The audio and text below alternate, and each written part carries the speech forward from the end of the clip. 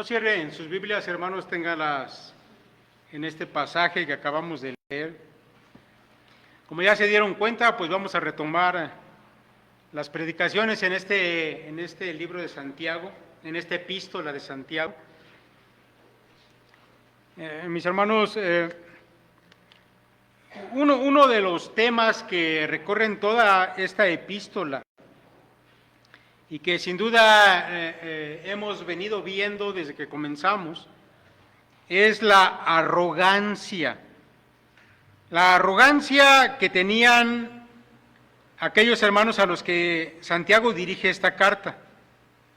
Ahora, yo sé, mis hermanos, que aunque se han mencionado algunas cosas, yo creo que vale la pena hacer un breve recorrido, lo cual nos va a servir también para refrescar un poco la memoria de todo el contexto que venimos teniendo. Voy a mencionar algunos pasajes donde este asunto de la arrogancia, la presunción, la soberbia, saltan a la vista, porque yo creo que es un tema que recorre toda la epístola.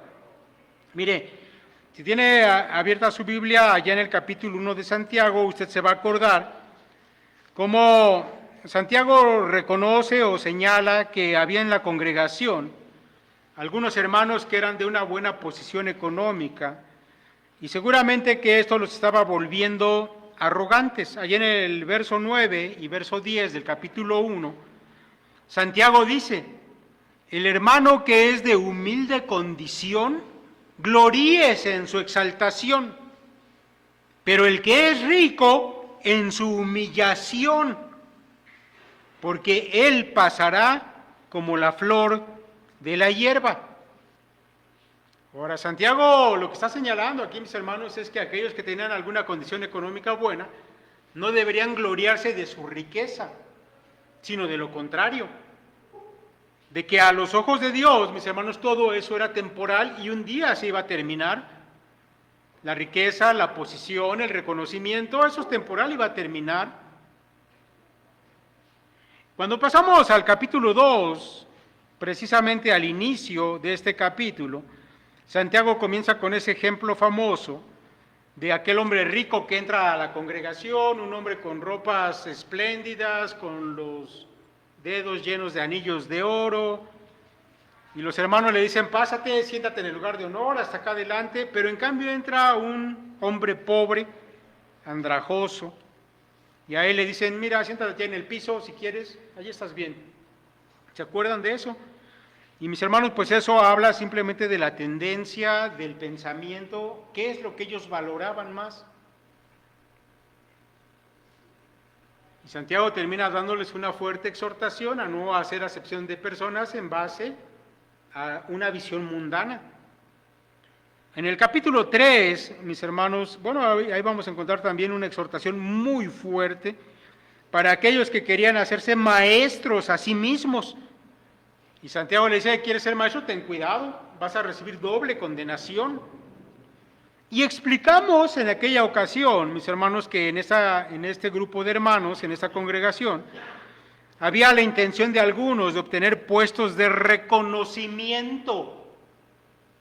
Querían ser vistos, querían tener la admiración de los demás y estaban buscando eso. Bueno, mis hermanos, esto es también una forma de arrogancia. Cuando llegamos al capítulo 4, ahí vamos a encontrar cómo Santiago habla de ese amor al mundo que algunos tenían y cómo al amar al mundo muchos se deslizan al pecado. Pero Santiago señala, mis hermanos, que lejos de haber un corazón humilde y arrepentido delante de Dios, muchos estaban teniendo más bien una actitud orgullosa y no querían arrepentirse de su desliz, de su pecado. Pero también, mis hermanos, en este mismo capítulo 4, que es el mismo del que vamos a hablar hoy, encontramos el texto de la predicación anterior que se nos habló de Santiago. La última vez que hablamos de Santiago, nuestro hermano David nos habló acerca de esa actitud, de esa práctica de criticar, de juzgar a los hermanos, lo cual, mis hermanos, también es otra forma de mostrar una presunción, una arrogancia, una soberbia, porque quien así actúa asume el papel de juez que se nos explicó solamente le pertenece a Dios. Ahora, todo esto, mis hermanos, este rapidísimo recorrido por ese hilo de la presunción, de la arrogancia, de la soberbia que había en esta congregación, nos lleva a tener una idea más o menos clara, mis hermanos, o muy clara, diría yo, de cuál era la cosmovisión de los hermanos a los que Santiago escribe. Ahora, quiero resaltar esta palabra cosmovisión. ¿Cuál es la cosmovisión de estos hermanos?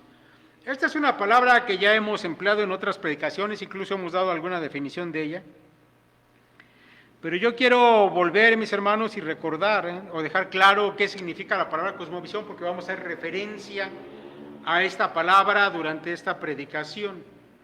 Mire, quiero leerle dos definiciones acerca de lo que es una cosmovisión, aunque tal vez muchos tengan claro, para otros va a ser preciso, mis hermanos, tal vez escuchar estas definiciones. Dice así una de estas definiciones, dice, es un conjunto, cosmovisión es un conjunto de creencias y opiniones que tiene un individuo, que provienen de la religión o la cultura, de percibir o interpretar el mundo y la naturaleza que los rodea, ya sea en lo político, lo económico, la ciencia, así como en temas religiosos o espirituales. Así que, mis hermanos, es todo aquello que forma parte de nuestra manera de interpretar el mundo, ¿sí? Una definición que tomé de un libro dice lo siguiente, dice, la palabra cosmovisión quiere decir visión del mundo, esto es, la perspectiva, concepto o representación mental que una determinada cultura o persona se forma de la realidad. Por lo tanto, una cosmovisión ofrece un marco de referencia para interpretar la realidad, el cual contiene creencias, perspectivas, nociones, imágenes y conceptos. Así que, mi hermano, la manera en que tú interpretas la realidad en la que vives es tu cosmovisión. Si no toda la gente entiende la realidad de la misma manera. Depende de la cultura a la que perteneces, de las creencias religiosas que tengas, de los estudios que hayas recibido, de cómo fue tu crianza, etc. Déjeme darle un ejemplo muy general, muy entendible, muy básico, de lo que sería una cosmovisión en el sentido de nuestra sociedad actual. Mire, yo puedo afirmar que una parte esencial de la cosmovisión de la sociedad actual es el asunto humanista y, por otro lado, el asunto materialista. Y con ello yo quiero decir, mis hermanos, que esta sociedad entiende el mundo desde la perspectiva de que el hombre mismo es lo más importante de todo. Y además, cuando decimos que es materialista, también podemos ver que los objetivos en la vida de la mayor parte de gente que integra esa sociedad tienen que ver con el sistema que rige su vida diaria y que tiene que ver con la obtención de bienes materiales. Es por eso, mis hermanos, que vemos en el hombre actual que siempre está reclamando sus derechos, sobre todo estas generaciones, ¿verdad? Aunque el humanismo no es propio de esa generación, pero creo que se ha acentuado de manera más clara. Todos reclaman sus derechos. Todos se ofenden de lo que se diga si les hace sentir mal, porque esta sociedad está encaminada más bien a la búsqueda de placeres personales, del reconocimiento, de los logros, y al mismo tiempo los objetivos de la gente de este tiempo tienen que ver, o sus metas tienen que ver con cosas materiales. Si tú obtienes más dinero, eso está bien. Si tienes una casa o dos, mejor. Si tienes un auto o dos o tres, estupendo.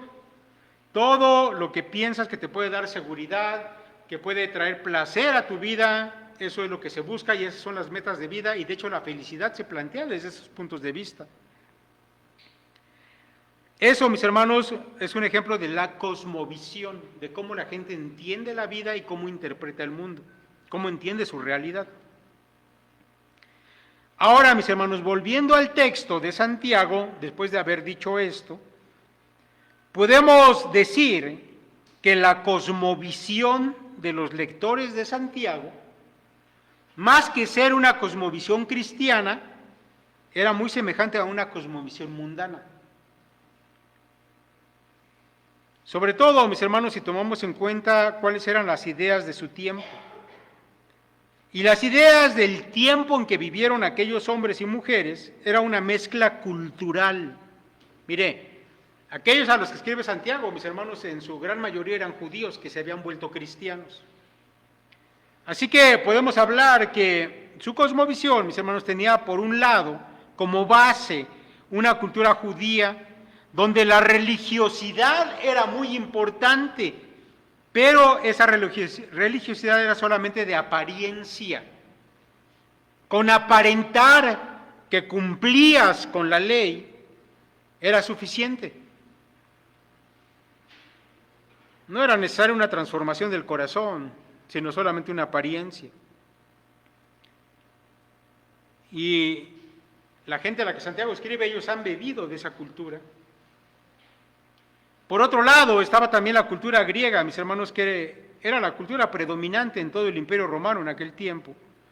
Y esta es una cultura que amaba la sabiduría mundana, que admiraba a los filósofos, que además exaltaba al hombre. Y eso, mis hermanos, por supuesto, también había infiltrado el pensamiento de la iglesia a la que está escribiendo Santiago. Esto, mis hermanos, esta cultura, esta mezcla de cultura, es la base sobre la que está cimentada aquella soberbia que ellos tenían. Por eso, mis hermanos, cuando vamos al texto no debemos perder de vista todo esto. Dice el versículo 13, ahora sí, vayamos allá a la Biblia, verso 13. Vamos ahora, los que decís, hoy y mañana iremos a tal ciudad y estaremos allá un año y traficaremos y ganaremos, cuando no sabéis lo que será mañana. Porque ¿qué es vuestra vida? Ciertamente es neblina que se aparece por un poco de tiempo y luego se desvanece. Se los leo de la Nueva Traducción Viviente, en un lenguaje mucho más popular. Quiero yo que capten las frases que Santiago usa. Dice así la Nueva Traducción Viviente, dice así: presten atención ustedes que dicen, hoy o mañana iremos a tal o cual ciudad y nos quedaremos un año, haremos negocios allí y ganaremos dinero. ¿Cómo saben que será de su vida el día de mañana? La vida de ustedes es como la neblina del amanecer. Aparece un rato y luego se esfuma. Aparece por un rato y luego se esfuma. Miren, la manera, mis hermanos, en que comienza Santiago su exhortación es una llamada de atención fuerte. De hecho, algunos expertos en el idioma griego han tildado las frases con las que inicia Santiago como una forma ruda de hablar. Incluso hay quienes han pensado que estos a quienes él está dirigiendo la carta no eran cristianos. Porque si echamos una ojeada, mis hermanos, a los capítulos anteriores, se van a dar cuenta que Santiago, cuando habla a sus oyentes o a sus lectores, él les habla hermanos, hermanos esto, hermanos aquello, pero aquí no. Aquí no dice ni siquiera hermanos.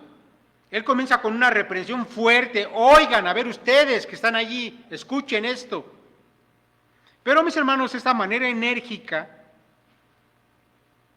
es solamente una forma de llamar la atención, escuche esto, a cristianos que eran como esos hijos rebeldes de un padre al que no estaban imitando, es más, al cual estaban ignorando.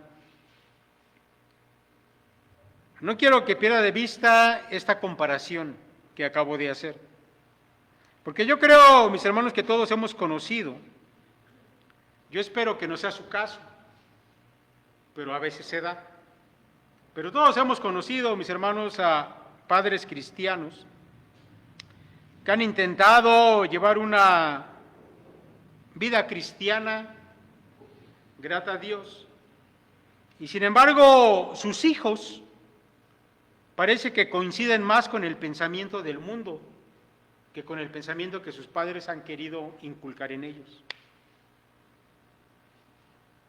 Yo creo, mis hermanos, que no hay nada tan triste y además que provoque tanta carga en un padre cristiano como ver que tus hijos comienzan más bien a absorber el modo de entender este mundo que el mundo tiene, la manera de vida que el mundo lleva, y ves que tus hijos se van siguiendo ese tipo de conceptos, de principios, de diversiones. Y para un padre cristiano eso debe ser no solamente decepcionante, sino también triste. Bueno, así son estos a los que está escribiendo Santiago. Por eso les habla con energía. A ver, escuchen ustedes que andan diciendo y se andan comportando de esta manera. Vamos ahora, los que decís, presten atención, ustedes que dicen, hoy y mañana iremos a tal ciudad y estaremos allá un año y traficaremos y ganaremos. Mis hermanos, quiero explicarles este versículo. Y si ponemos atención en las frases que Santiago usa, creo que podemos empezar a darnos cuenta que a los hermanos que él está hablando, ellos eran comerciantes o estaban en vías de llegar a serlo. Están pensando en hacer negocios.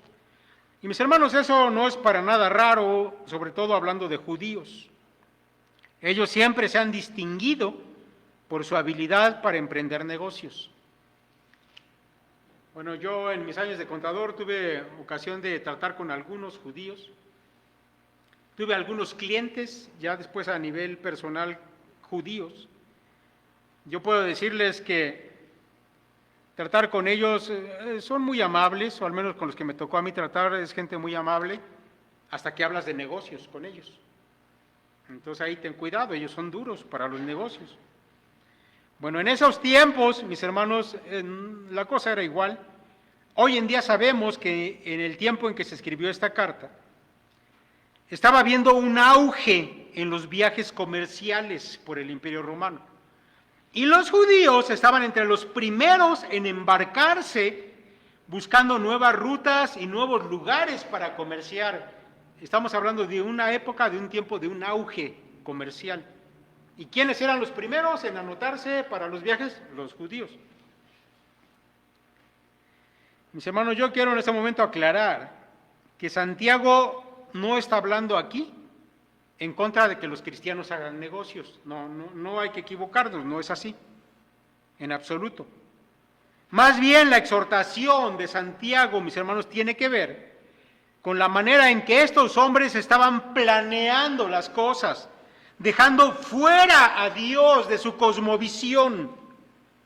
Ellos más bien tenían un enfoque centrado en su esfuerzo, en el esfuerzo humano, para realizar cosas sin tomar en cuenta a Dios dentro de su visión del mundo, de la vida, de su realidad. Mire, esa frase o esas frases donde dice, hoy y mañana iremos a tal ciudad y estaremos allá un año y traficaremos y ganaremos. Mis hermanos, eso es todo un plan.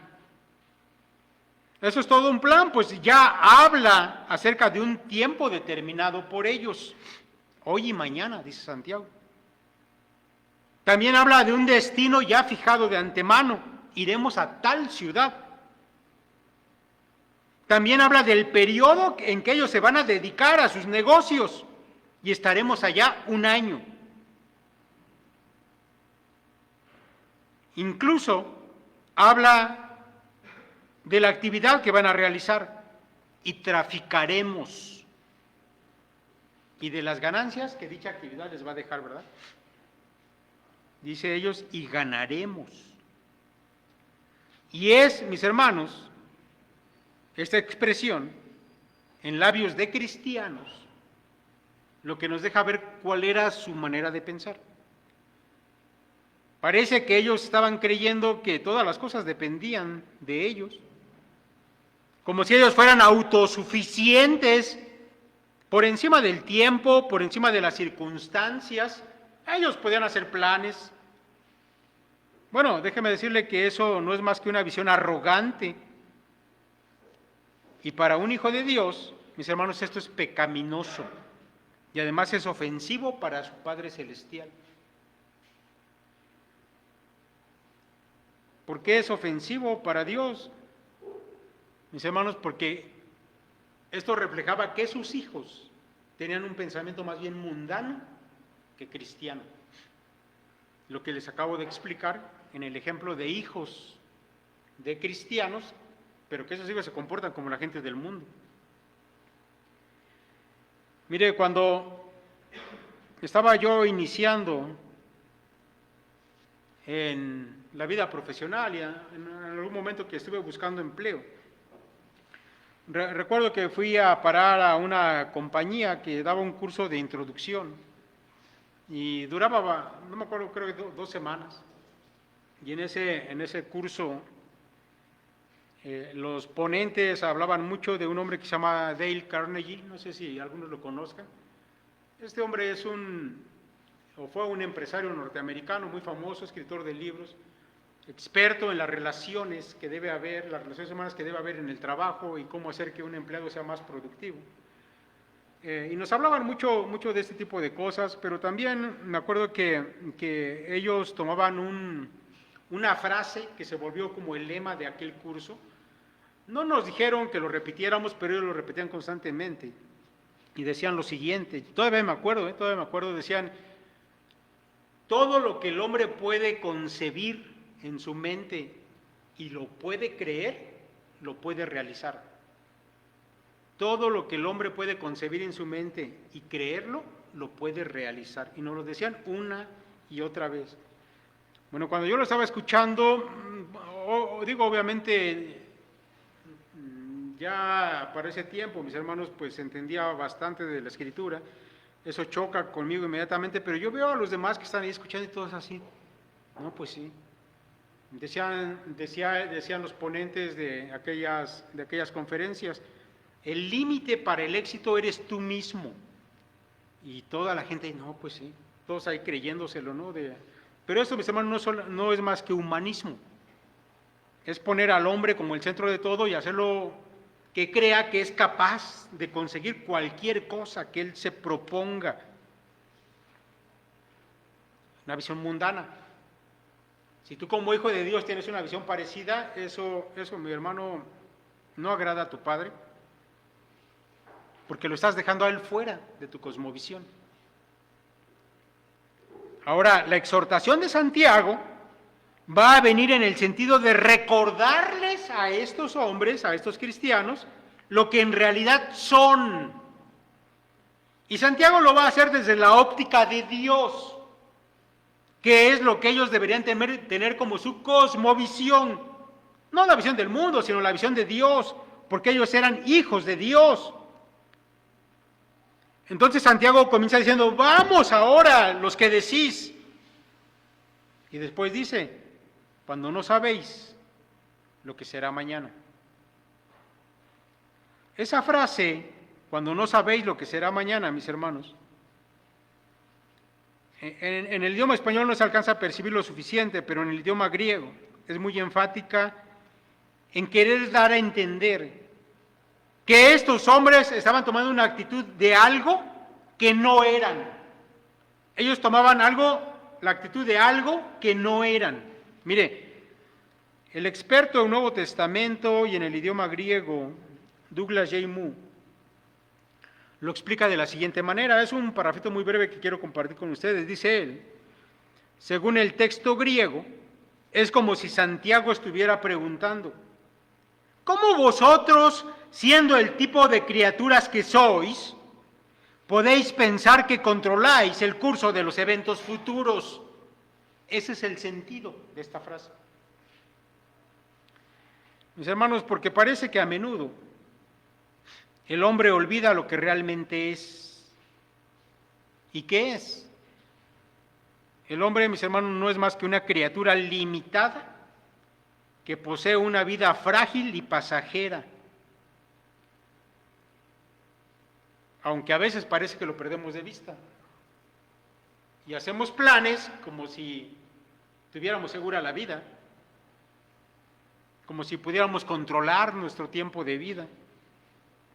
Y por eso Santiago continúa diciendo, porque ¿qué es vuestra vida? Ciertamente es neblina que se aparece por un poco de tiempo y luego se desvanece. En el texto griego, mis hermanos, la pregunta que lanza Santiago es una pregunta abrupta, porque ¿qué es vuestra vida? Y de inmediato él da la respuesta, ciertamente es neblina. Por un poco de tiempo aparece y después se desvanece. Mire, la palabra griega, que aquí se traduce como neblina, es una palabra rara en el Nuevo Testamento, de hecho solamente aparece 2 veces, una vez aquí y una vez en el libro de Hechos. Y esta palabra puede significar también, aparte de neblina, humo o vapor. Humo o vapor. Mis hermanos, pero como quiera que esta palabra se traduzca, la idea que Santiago desea transmitir creo que es muy clara. La vida humana es transitoria, es efímera. Por cierto, como nota curiosa, no sé si sabían que la palabra efímero quiere decir algo que vive solamente un día. Eso significa efímero. Hay un cierto tipo de insectos, de moscas pequeñas que nacen en un día, crecen, se reproducen y mueren el mismo día. Y a ese tipo de insectos se les comenzó a llamar efímeros. Eso es lo que la palabra significa.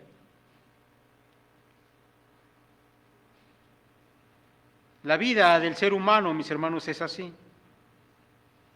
Por un momento es y al siguiente ha dejado de ser. Aparece por un instante y asimismo en un instante desaparece. Una enfermedad.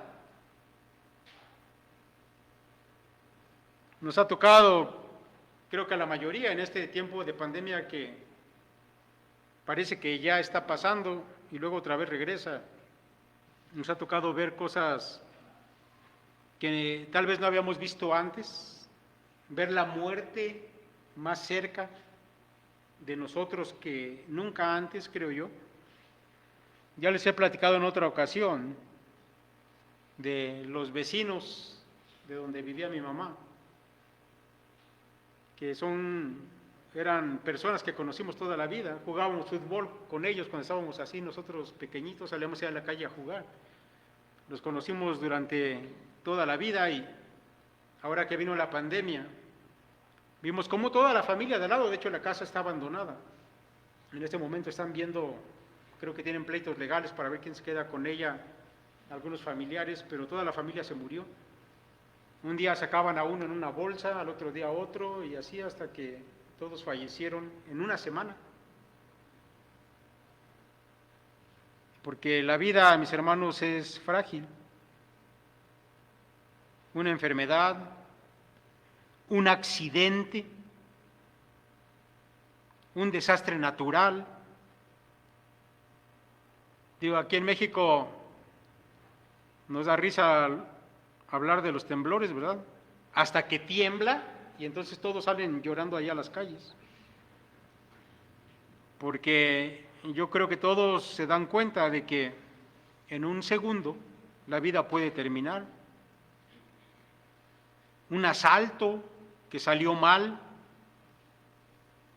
Realmente, mis hermanos, hay una infinidad de cosas que pueden terminar con nuestra vida en un instante. Mire, yo recuerdo hace algunos años una ocasión que salimos el grupo de líderes que estábamos en ese momento aquí en la iglesia Fuimos aquí a un deportivo que está cerca y que en las mañanas pues era un buen lugar, estaba casi vacío. Y habíamos ido ya en alguna ocasión para orar, para platicar de algunas cosas, y esta vez, bueno, fuimos ahí otra vez. Y estábamos ubicándonos en el lugar en el que íbamos a orar. Íbamos caminando y de repente cayeron 2 balas, una y después la otra, mis hermanos, a una distancia de unos 2 o 3 metros de donde íbamos caminando. Yo vi como una de esas balas rebotó en el piso y luego se impactó en una columna de la palapa donde nos dirigíamos. Y eso, por supuesto, me hizo pensar en lo imprevista que puede ser la muerte y lo frágil que es la vida. ¿Sabía usted que muchas personas mueren por balas perdidas? Digo, ¿quién se imagina caminando por la calle que en algún momento te va a caer una bala de arriba, verdad? Bueno, yo lo vi. ¡Pum! Pegó la bala y rebotó en una columna ahí a 2 metros de nosotros. No sé si usted se enteró, pero hace algún tiempo, no tiene mucho, hace algunos pocos años, estaba yo leyendo una noticia que me pareció impactante. Un hombre con su hijo pequeño fue a un cine aquí en la Ciudad de México a ver una película infantil que se acababa de estrenar. Estaban en la función, riéndose, disfrutando la película. De pronto su pequeño se deslizó en el asiento. Aquel hombre le hablaba a su hijo, pero no respondía. Prendieron las luces del cine y el niño tenía una bala metida en la cabeza. Una bala perdida entró por el techo del cine, lo perforó y le cayó en la cabeza al pequeño, mientras estaba viendo con su padre una película, los dos muy contentos. Y en un instante su vida terminó. Porque nuestra vida, mis hermanos, es como esa niebla de la que habla Santiago. ¿Ha visto cómo es un día con neblina? Hay neblina, no se puede ver muy bien, pero cuando sale el sol, mis hermanos, en un instante la neblina se disipa. Así es la vida. O como ese humo que cuando el viento cambia de dirección se lo lleva de inmediato, en un instante. Por eso Santiago quiere que reflexionemos en esto. ¿Cómo es que una criatura tan frágil y tan efímera puede llegar a tener esos aires de autosuficiencia? Mis hermanos, bueno, sucede cuando la criatura aquella está completamente perdida de su realidad, de lo que realmente Él es a los ojos de Dios. ¿Qué somos a los ojos de Dios, mis hermanos? Nada, neblina, humo. Pero ¿qué creemos que somos cuando perdemos de vista a Dios y lo sacamos de nuestra cosmovisión?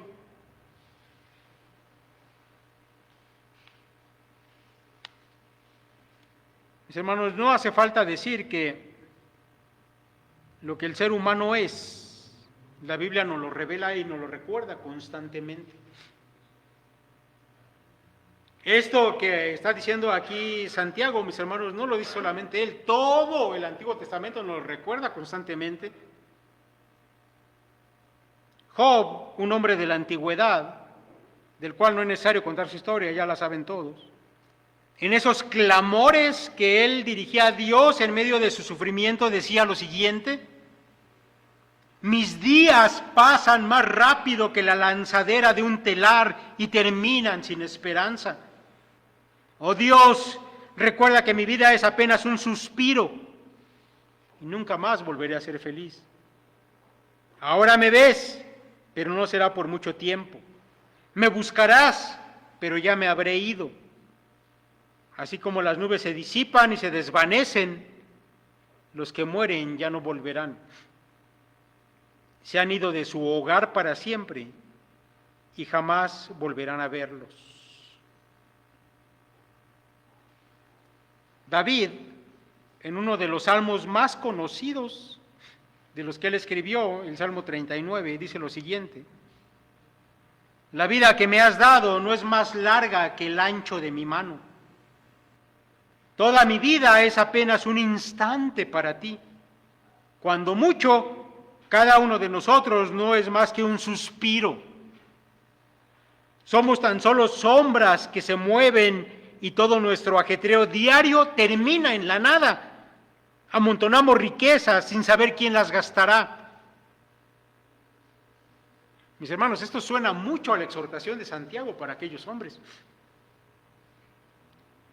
Moisés, varón de Dios, que escribió también uno de los salmos que tenemos ahí en el Salterio, el Salmo 90, en la reflexión que él hace, dice lo siguiente: haces que la gente vuelva al polvo con solo decir, vuelvan al polvo ustedes, mortales. Para ti 1000 años son como un día pasajero, tan breves como unas horas de la noche. Arrasas a las personas como si fueran sueños que desaparecen. Son como la hierba que brota en la mañana. Por la mañana se abre y florece, pero al anochecer está seca y marchita. Y efímero, eso es efímero, ¿se acuerda? Algo que dura solamente un día. 1000 años para Dios son como un día. Nuestra vida es nada. Mis hermanos, también como lo he dicho en predicaciones anteriores, Santiago utiliza una y otra vez la enseñanza del Señor Jesucristo. Aunque él no lo mencione, cada exhortación de Santiago que he mencionado a lo largo de esas predicaciones tiene un fundamento en la enseñanza de Cristo. Y esta vez no es la excepción. De hecho, hay expertos en la epístola de Santiago que piensan que esta exhortación de Santiago está basada en el siguiente mensaje del Señor Jesús. Y yo no lo dudo, yo creo que es así. Allá en el Evangelio de Lucas, capítulo 12, el Señor dice lo siguiente: y luego dijo, tengan cuidado con toda clase de avaricia. La vida no se mide por cuánto tienen. Luego les contó una historia. Un hombre rico tenía un campo fértil que producía buenas cosechas. Y se dijo a sí mismo, ¿qué debo hacer? No tengo lugar para almacenar todas mis cosechas. Entonces pensó, ya sé, tiraré abajo mis graneros y construiré unos más grandes. Así tendré lugar suficiente para almacenar todo mi trigo y mis otros bienes. Luego me pondré cómodo y me diré a mí mismo, amigo mío, tienes almacenado para muchos años, relájate, come, bebe, diviértete. Pero Dios le dijo, necio, vas a morir esta misma noche. ¿Y quién se quedará con todo aquello por lo que has trabajado? Así es el que almacena riquezas terrenales, pero no es rico en su relación con Dios. Es un necio.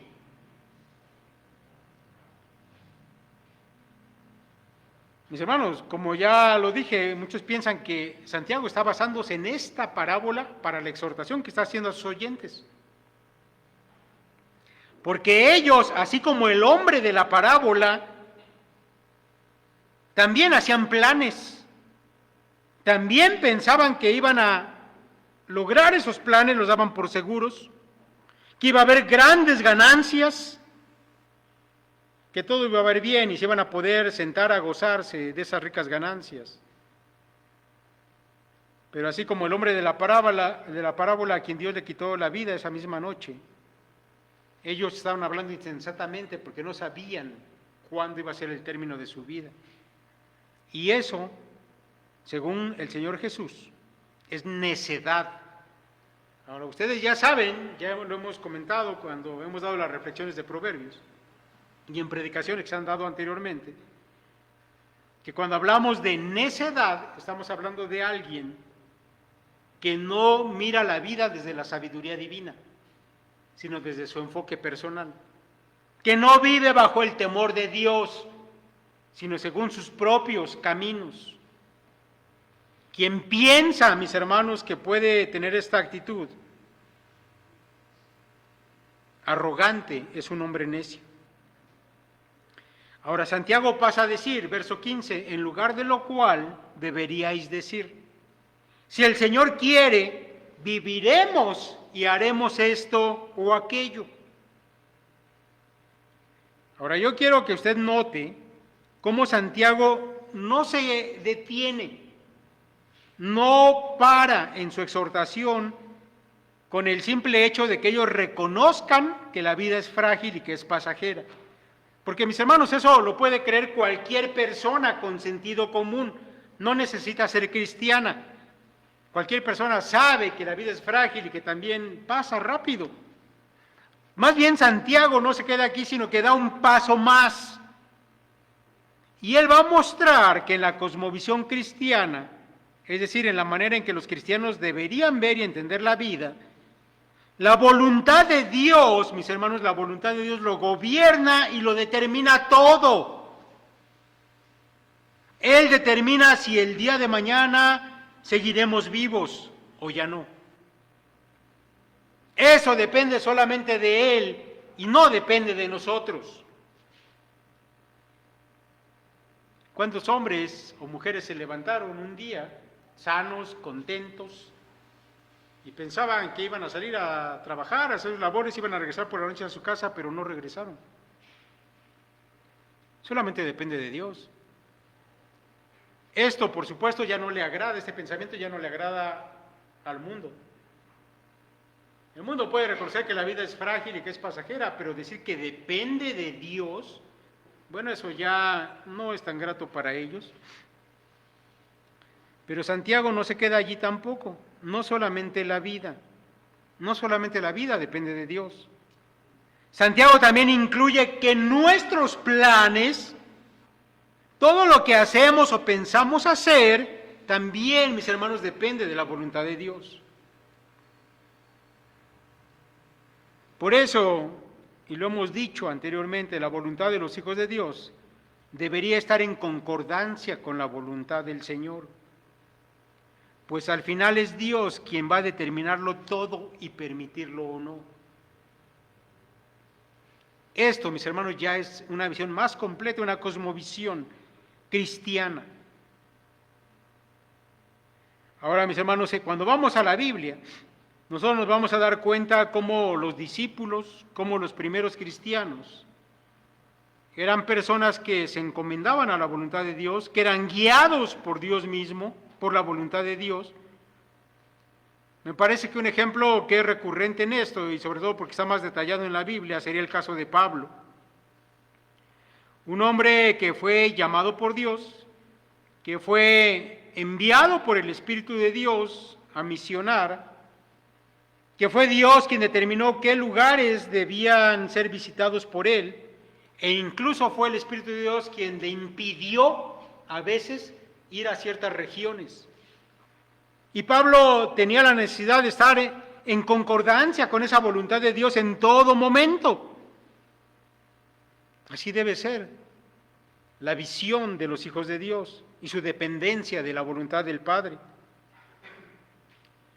Por supuesto, mis hermanos, el ejemplo máximo de esto es nuestro Señor Jesús, cuya voluntad siempre estuvo en perfecta armonía con la voluntad del Padre, y Él lo repetía constantemente. Él dijo que Él había venido para hacer la voluntad de su Padre, que había venido para terminar la obra que su Padre le había dado, y lo decía constantemente. Cuando lo encontramos cerca del final de su vida en este mundo, allá en Getsemaní, solamente unos instantes antes de ser arrestado, Él oraba precisamente por esto, porque la voluntad del Padre fuera hecha en Él, a pesar de que esa voluntad implicara que Él debía tomar la copa, esa copa de ira, de la ira divina, que estaba próxima a derramarse sobre Él mismo. Pero la voluntad de Dios era más importante para el Señor.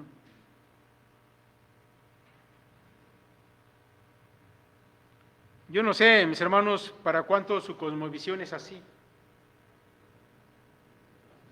Para cuántos estar en concordancia con la voluntad de Dios, en armonía con la voluntad de Dios, es lo que determina cómo te comportas, qué planes haces, qué actitudes tienes ante la vida, cómo interpretas esta realidad en la que vivimos. Mire, quiero aclarar algo de estas palabras que dice Santiago en el verso 15, porque a veces caemos en el error, mis hermanos, de interpretar mal.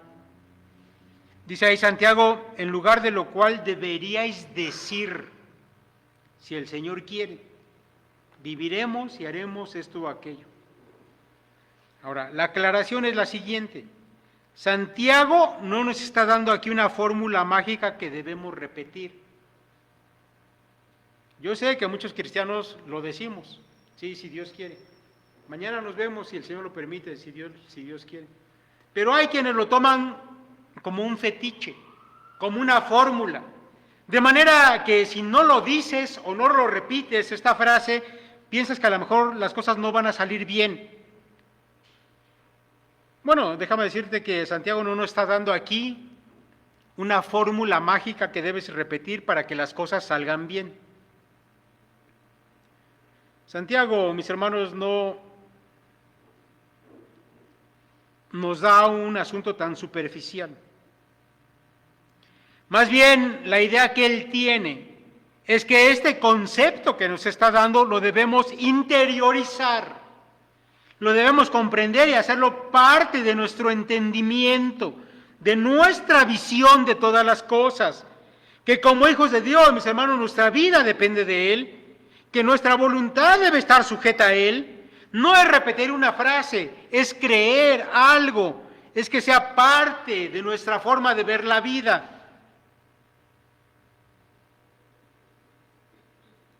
Cuando hacemos esto, mis hermanos, debo decir que eso es un golpe mortal al humanismo de nuestros tiempos, que a veces se infiltra en nuestra cabeza y en nuestro corazón.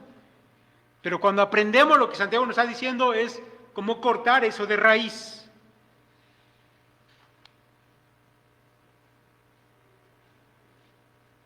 El humanismo de nuestro tiempo, mis hermanos, ya lo he dicho, cree que lo más importante de todo es el hombre, es uno mismo.